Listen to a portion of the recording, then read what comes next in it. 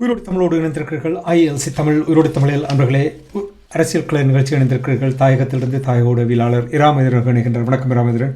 வணக்கம் திரான நண்பர்களுக்கும் நேர வணக்கம். தொடர்ந்து அரசியல் கலை நிகழ்ச்சியில் நாங்கள் தமிழர் தாயகத்தில் செம்மணி புதைக்குழி தொடர்பாக பார்ப்போம். செம்மணி அகழ்வு பணி நடைபெற்றுக் கொண்டிருக்கின்றது. நேற்றைய தினம் 8ஆம் நாள் அகழ்வு பணியின் பொழுது அகன்றெடுத்த எலும்புக்கூடுகள் சான்று பொருட்கள் தொடர்பாக நீங்கள் கூறியிருந்தீர்கள். இன்று 9வது நாள், என்ன நிலைமை என்று கூறுவீர்களா? தொடர்ச்சியாக ஏற்கனவே தொடர்ச்சியாக நாங்கள் ஆரம்ப நாட்களிலிருந்து கூறி வந்ததை போன்று செம்மணி சிந்துபாத் இந்துமையான அகழ்வு நடவடிக்கை என்பது தோண்ட தோண்ட தமிழின படுகொலையினுடைய அந்த கோர முகம் ஒரு அதிர்ச்சிகரமான சான்றுகளாக வெளிவந்து கொண்டிருக்கின்றது. அந்த வகையில்தான் இப்போது இந்த 3ஆம் கட்ட அகழ்வு பணி கூட அந்த மனதை உழுக்கக்கூடிய வகையிலே இப்படியெல்லாம் செய்ய முடியுமா என்ற அளவிலே இந்த விடயங்கள் வெளிவந்து கொண்டிருக்கணும். அந்த வகையில் இன்றைய தினம் 9வது நாள் அகழ்வு பணி நிறைவு வந்திருக்கின்றது. இப்போ இந்த விடயம் தொடர்பாக எங்களுடைய ஊடக நண்பர் பிரபாகரன் எலெக்ஷன் தொடர்ச்சியாக ஆரம்ப நாட்களில் இருந்து கொண்டே அந்த அகழ்வு நடவடிக்கையிலே முழுமையாக அதில் சென்று அவருடைய அந்த ஒளிப்படங்கள்லாம் இன்று பல இடங்களிலே அந்த செம்மணியினுடைய கொடூரங்களை வெளிப்படு பல ஊடகவியலாளர்கள் அந்த பணியில ஈடுபட்டிருந்தாலும் தொடர்ச்சியாக கடந்த காலங்களில் இருந்து தினசரி அதை ஒரு தன்னுடைய அந்த ஊடக பணியின் மூலமாக இந்த செம்மணி விவகாரத்தை வெளி உலகத்துக்கு கடத்த வேண்டும் என்ற அர்ப்பணிப்போடு தம்பி பிரபாகரன் எலெக்ஷன் தொடர்ச்சியாக செயல்பட்டு வருகின்றார். அந்த வகையில் இப்ப அவருடைய தகவல்களினுடைய பின்தொடர்ச்சியாகத்தான் நாங்கள் தொடர்ச்சியாக இந்த விடயங்களை கூறி வருகின்றோம் என்பதை இந்த இடத்திலே நாங்கள் எங்களுடைய உறவுகளுக்கு பகிர்ந்து கொண்டு அந்த வகையில் இன்றைய தினமும் அவ்வாறு அந்த தகவல்களின் அடிப்படையிலே மேலதிகமாக ஒரு எண்பு தொகுதி அடையாளம் காணப்பட்டிருக்கின்றது. அது முழுமையாக இன்னும் அடையாளம் காணப்படாது காரணத்தினால் அது இலக்கமிடப்படவில்லை என்ற ஏற்கனவே 255 எண்பு தொகுதிகள் அடையாளம் காணப்பட்டு இலக்கமிடப்பட்டிருக்கின்றது. இவ்வாறான நிலைமையிலே இன்றைய தினம் அது முழுமையாக அந்த எண்பு தொகுதி அடையாளப்படுத்தப்படாமல் ஒரு பகுதி அடையாளம் காணப்பட்ட நிலைமையில இன்று இன்னும் அதாவது இலக்கமிடப்படாத ஒரு நிலைமை காணப்படுகின்றது. எப்படி இருந்தாலும் 256வது எண்பு தொகுதி அடையாளம் காணப்பட்டிருக்கின்றது. அதை விட 3 எண்பு தொகுதிகள் அடையாளம் காணப்பட்டிருக்கின்ற அந்த வகையிலே மொத்தமாக 252 எண்பு தொகுதிகள் முழுமையாக அகழ்ந்தெடுக்கப்படுகின்றன. ஏற்கனவே நேற்றைய தினம் 8வது நாளில் 249 எண்பு தொகுதிகள் முழுமையாக அகழ்ந்தெடுக்கப்பட்டிருந்தது. அந்த வகையில இன்றைய தினம் நிறைவின் போது 256 அடையாளம் காணப்பட்ட நிலைமையில 252 எண்பு தொகுதிகள் முழுமையாக அகழ்ந்தெடுக்கப்பட்டிருக்கின்றது. இவ்வாறு நிலைமையில தொடர்ச்சியாக இந்த 3வது கட்ட அகழ்வு பணி நாளைய தினமும் இடம்பெற இருக்கின்றது. இந்த செம்மணி புதைகுழி தொடர்பாக தோண்ட தோண்ட அவர்கள் எடுக்கின்ற தடயங்கள் தொடர்பான விடயங்களை கூறும்பொழுது நீங்கள் கூறிய ஞாபகம் இருக்கின்றன என்றால், கருப்பு நிறமான மண் படுக்கை ஒன்று இருந்தது என்பதை நீங்கள் கூறியது எனக்கு ஞாபகம் இருக்கிறது.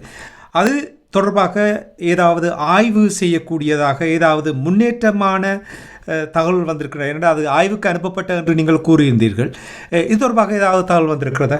அது தொடர்பாகவும் தகவல்கள் அவர்கள் வெளியிட்டிருக்கின்றார்கள். குறிப்பாக அந்த மணல் அந்த ஒரு இடத்திலே நாங்கள் குறிப்பிட்ட ஒரு குவியலாக ஒரு அந்த இடத்துல ஒரு கருப்பாக ஒரு படிமமாக அது இருந்த நிலைமையிலே அது ஒரு எரியூட்டப்பட்ட நிலையிலே ஒரு கொட்டப்பட்ட ஒரு மணலாக இல்லை அந்த எரியூட்டப்பட்டதனுடைய ஒரு மிகுதி தடயங்களை அந்த இடத்திலே கொண்டு வந்து அந்த புதைகுழியிலே போடப்பட்டதாகத்தான் இருக்கலாம் என்று கருதப்பட்டது. இப்ப அந்த வகையில அதை உறுதிப்படுத்தக்கூடிய வகையிலே அந்த மணல்களை அரித்து பெறப்பட்ட அந்த சான்று பொருட்கள் ஆய்வுக்கு உட்படுத்தப்பட்டதிலே அது எண்பு கூடுகளினுடைய எச்சந்தான் என்பது இப்போது உறுதிப்படுத்தப்பட்டிருக்கின்றது. ஆகவே அங்கே ஒருவர் எரியூட்டப்பட்டு அதனுடைய மிகுதி தான் அங்கே போடப்பட்டதாக இப்போது உறுதிப்படுத்தப்பட்டிருக்கின்றது. இப்போ நீங்கள் கூறுகிறீர்கள் அந்த கருப்பு நிறம் எரியூட்டப்பட்ட அந்த எலும்புகள் எரிந்த பின்பு அங்கே கொண்டு வந்து போட்டிருப்பது போல் தான் தெரிகின்றது. இதற்கு முதல் நாங்கள் பேசியிருக்கிறோம், இந்த செம்மணியில் மட்டுமில்லை வேறு வேறு இடங்களில் சித்திரவ முகாங்கள் இருந்தது, எங்களுடைய மக்களை கொன்றார்கள்.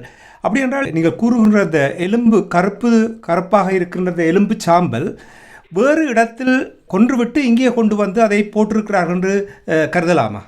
உண்மையில் இப்போது அது அவ்வாறு அந்த மீட்கப்பட்ட அந்த கருப்பு படிம மணலிலே எடுக்கப்பட்ட அந்த சான்று பொருட்களாக காணப்பட்டவை எரியூட்டப்பட்ட எஞ்சிய எண்பு தொகுதிதான் என்பது இப்போது உறுதிப்படுத்தப்பட்டிருக்கின்றது. ஆனால் அதை நீ மேற்கொண்டு நடைபெறுகின்ற ஆய்வுகளில் தான் அது இந்த செம்மணியோடு சம்பந்தப்பட்டு இருக்கக்கூடிய ஒரு எண்பு தொகுதி தானா, இல்லை அந்த ஏற்கனவே உங்களுக்கு தெரியும் ஒரு இந்து மயானமாக இருந்தால் அங்கே எரியூட்டப்பட்டு அந்த அவர்களுடைய அந்த ஈமைக்கிரிகளுக்கு பின்னர் அவர்கள் அந்த சாம்பல்களை அள்ளி எடுத்து சென்று தங்களுடைய அந்த பிதிர்க்கடன்களை நிறைவேற்றுகின்ற செயல்பாடுகளிலே ஆற்றங்கரைகளிலே கொண்டு போய் கரைப்பது வழக்கம்.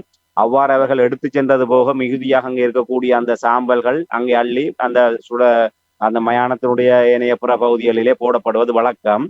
அவ்வாறு அந்த சிந்துவாதி இந்து மயானத்திலே எரியூட்டப்பட்டு விட்டு சென்ற மிகுதி சாம்பல் மண்கள் அவ்வாறு அள்ளப்பட்டு அந்த இடத்திலே கொட்டப்பட்டதா, இல்லை நீங்கள் குறிப்பிட்டதை போன்று நாங்கள் ஏற்கனவே கடந்த நிகழ்ச்சியிலே கதைத்ததை போன்று ஏற்கனவே அந்த செம்மணி சோமரத்ன ராஜபக்சே அவர்கள் கூறிய அந்த வாக்குமூலங்களின் அடிப்படையிலே அந்த இராணுவ சோதனை சாவடியிலே கைது செய்யப்படுபவர்கள், விசாரணைக்கென அழைத்து செல்லப்படுபவர்கள், கொடுமையான சித்திரவதைகளுக்கு பின்னர் அங்கே அதற்கென்று அவர்கள் விசேடமாக இருக்கக்கூடிய ஒரு குழுவினரால் அவர்கள் அடித்து துன்புறுத்தப்பட்டு சுட்டு கொலை செய்யப்பட்டு குற்றுயிரும் குலையுருமாக இல்லை இறந்தவர்களுடைய உடலங்களாகத்தான் தங்களுடைய கையளிக்கப்பட்டதாகவும் அதற்கு பின்னர் தான் தாங்கள் அங்கே அவர்களை புதைக்கின்ற நடவடிக்கையில் ஈடுபட்டதாக சோமர ராஜபக்சே கூறுகின்றார்.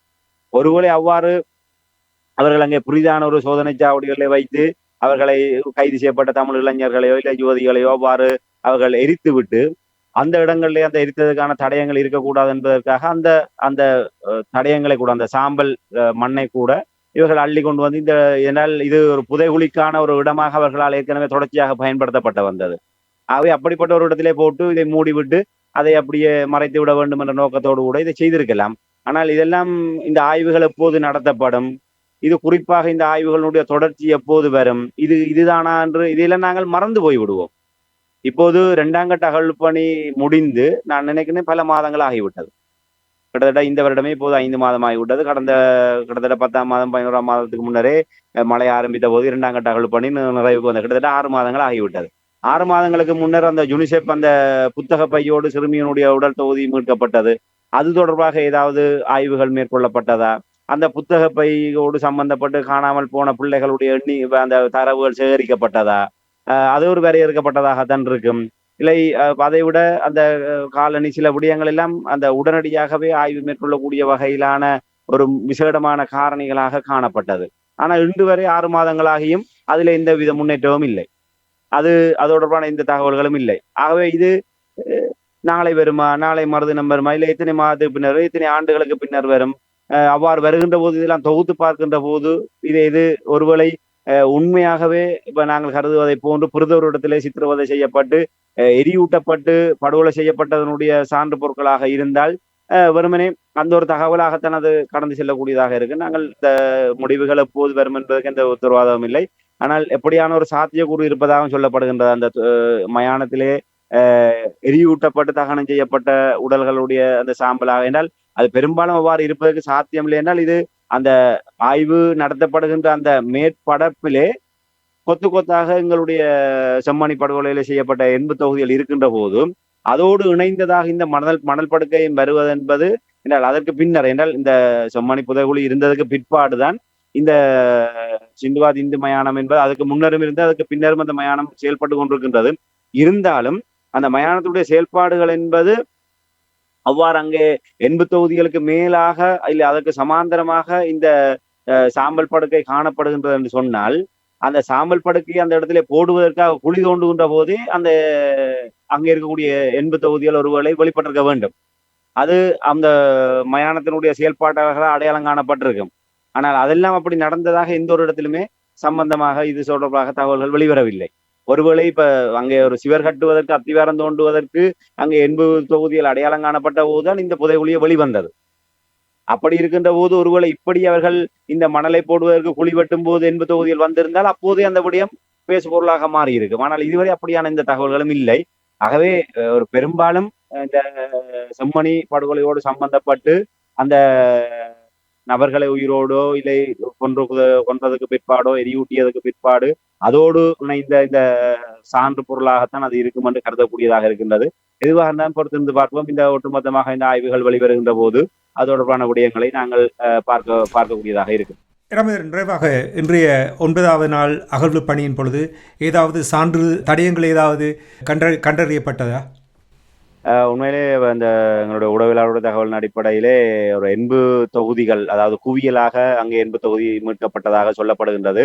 அது தொடர்பான விரிவான தகவல்கள் எதுவுமே இன்னும் கிடைக்கவில்லை. அதாவது அது முழுமையாக எத்தனை எண்பு தொகுதிகள் அதில் தொகுதியாக காணப்பட்டதா, இல்லை சிதைவடைந்த எண்பு கூடுகளுடைய தொகுதியா என்பது தொடர்பாக தனியான தகவல்கள் எதுவுமே இல்லை. ஆனால் ஒரு குவியலாக 80 தொகுதி அங்கே மீட்கப்பட்டதாக என்று சொல்லப்பட்டிருக்கின்றது. இது தவிர நேற்றைய தினம் அங்கே ஒரு மூக்குத்தி, தங்கத்தினாலான மூக்குத்தி ஒன்று அந்த 80 தொகுதியோடு அங்கே மீட்கப்பட்டிருக்கின்றது. இது தவிர அந்த சவப்பட்டிக்குள்ளாக இருந்த பெண்ணினுடைய அந்த 80 தொகுதியோடு ஒரு தங்க வளையலும் அங்கே மீட்கப்பட்டிருந்தது.